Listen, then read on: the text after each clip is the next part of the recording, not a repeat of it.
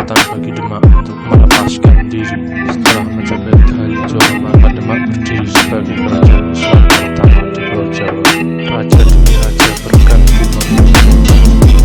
menyiapkan rekor tahta Kesultanan Demak dan sekarang Demak dianggap sebagai penghalang. Disinilah awal kisah dimulai.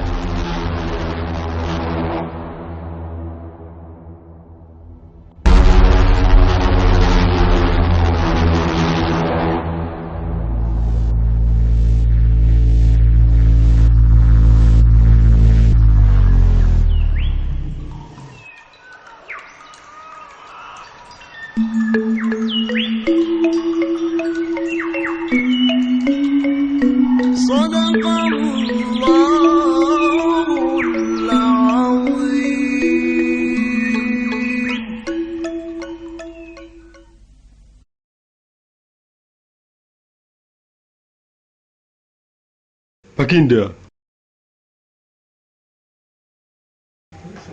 Ada apa, pengawal? para petinggi kerajaan ingin bertemu. Baiklah. Ada berita apa?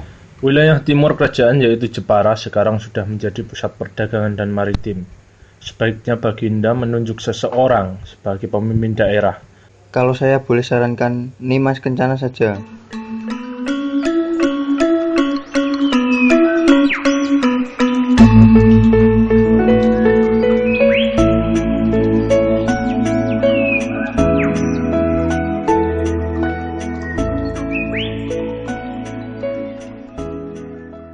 Putri, ada apa, Mbok? Baginda Raja memanggil Anda untuk ke ruangannya. Baiklah, aku akan ke sana.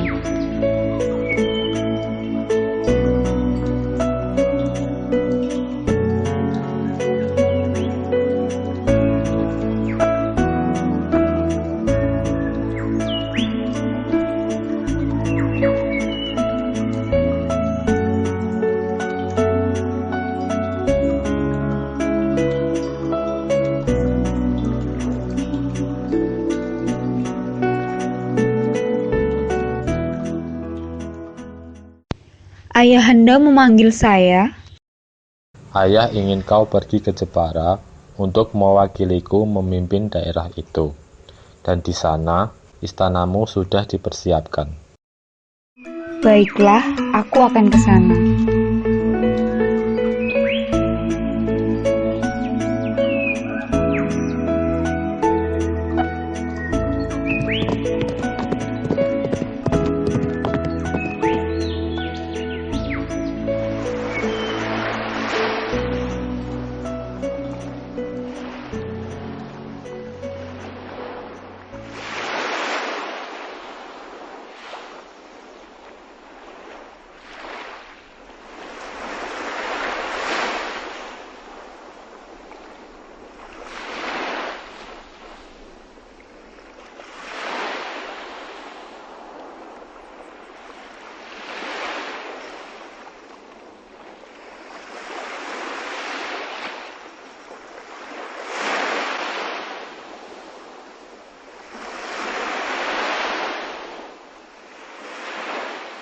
Terus, apa rencanamu, Ayah, setelah kita sampai di darat nanti? Haya, kota ini adalah pusat perdagangan di Jawa. Ini adalah kota yang besar, Ayah. Akhirnya kita sampai juga di Jepara. Wah, pelabuhan yang sangat indah. Ayah benar, mari.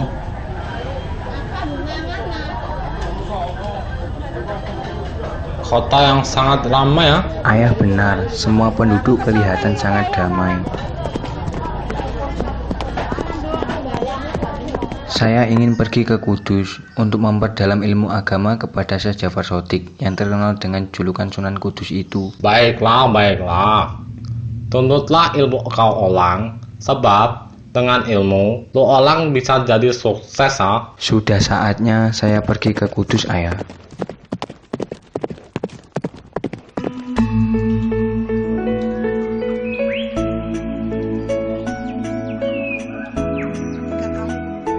Salam kepada Kanjeng Nabi, apa kamu gak mendengarkan Kanjeng Nabi menjawab? Lu kapan saya uluk salam? Lu kok kapan? Setiap hari sampean mengatakan assalamu alayka ayyuhan nabiyyu wa rahmatullahi wa barakatuh. Dia kepalanya dipegang gini, jeret. Jadi ketika baca itu an dhahril qalbi, kata orang Arab. Semua pedagang asing yang masuk ke dermaga Jepara akan diatur oleh Adipati Jepara, yaitu Ratu Kalinyamat dari Kerajaan Demak.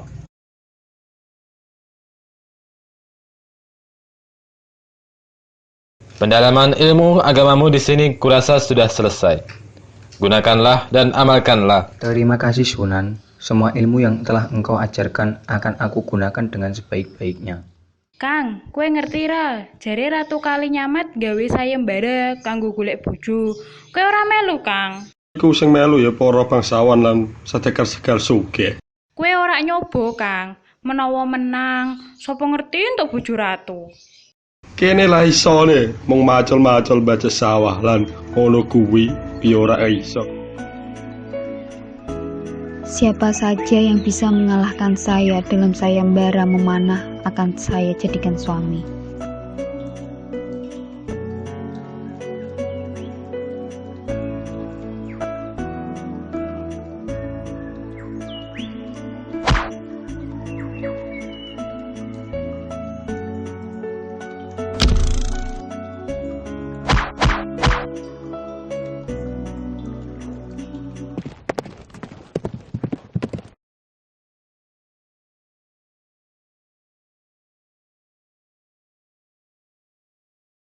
Ratu Kalinyamat sedang mengadakan sayembara untuk mencari suami ya.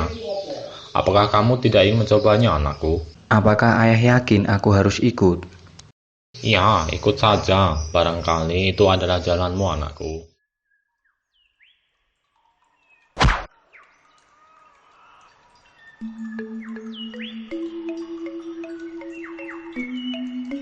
Pada akhirnya, sayembara tersebut dimenangkan oleh Sultan Hadirin. Ratu Kalinyamat pun kemudian menikah dengan Sultan Hadirin. 3 tahun kemudian, terjadi insiden pembunuhan Sultan Prawoto yang pada masa itu telah menjabat sebagai Raja Demak kelima, menggantikan ayahnya yang gugur di medan perang.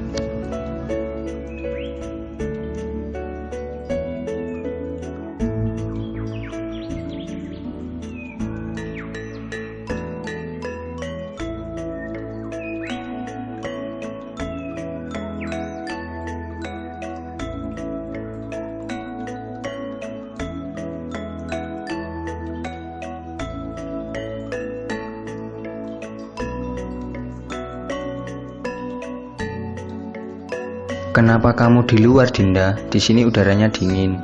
Kenapa semua ini terjadi kepadaku, Kanda? Sekarang Kang Mas Prawoto telah dibunuh di istananya. Jangan bersedih, Dinda. Kakakmu dibunuh dengan keris milik Sunan Kudus. Besok kita akan meminta penjelasan darinya, karena dulu aku pernah berguru kepadanya. Sunan, seperti yang mungkin sudah tersebar beritanya, Pangeran Prawoto telah dibunuh di istananya, dan pembunuhnya menggunakan keris milik Sunan. Tapi Guru, benarkah ini ada hubungannya dengan Arya Penangsang? Maaf, saya tidak bisa membantu kalian. Pangeran Prawoto meninggal karena karmanya, karena dulu dia telah membunuh Raden Kikin. Maafkan saya. Sebaiknya kalian pulang.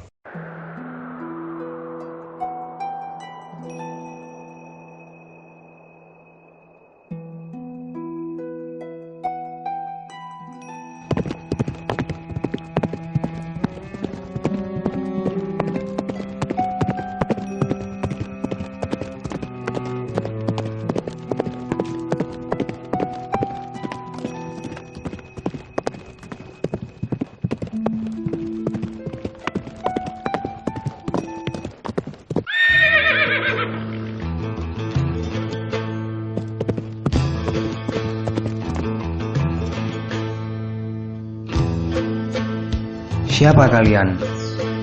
Aku ninja. Kau tidak perlu tahu siapa kami. Kalian keturunan Tregono harus mati.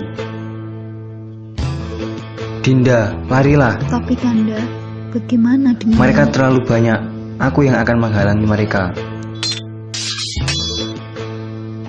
Sik, Midi mau.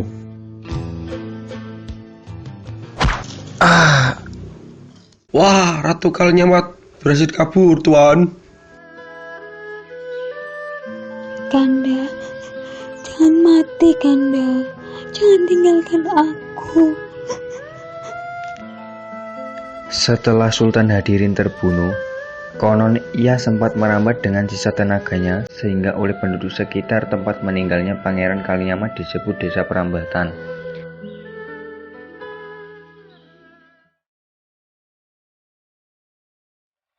Dengan membawa jenazah suaminya, Ratu Kalinyamat meneruskan perjalanan hingga sampai pada sebuah sungai dan darah yang berasal dari jenazah Pangeran Kalinyamat, menjadikan air sungai berwarna ungu. Kemudian daerah itu dikenal dengan nama Kaliwungu. Dan dalam kondisi lelah, kemudian melewati Pring Tulis.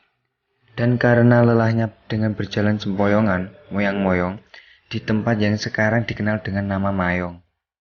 Sesampainya di Purwogondo, disebut demikian karena di tempat inilah awal keluarnya bau dari jenazah yang dibawa Ratu Kalinyamat. Dan kemudian melewati Pecangaan dan sampai di Mantingan. Setelah berhasil meloloskan diri dari peristiwa pembunuhan itu, Ratu Kalinyamat kemudian bertapa telanjang di Gunung Danaraja.